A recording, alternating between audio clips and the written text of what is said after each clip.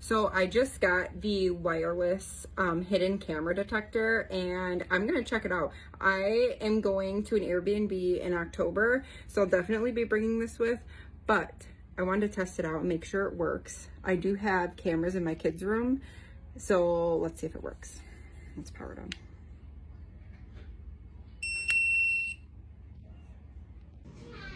So I'm standing in my kids' room right now, and it looks like it's on the lowest sensitivity, and I'm gonna just turn it up a little bit and see if anything happens.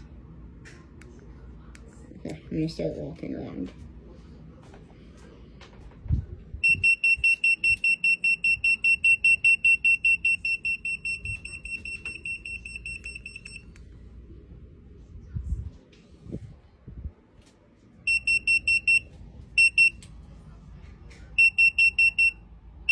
That's crazy. You guys need to get this if you don't have it.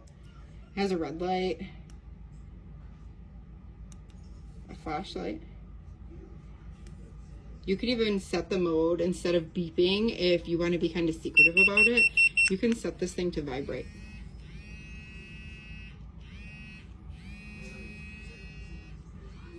It's vibrating because the camera's right there.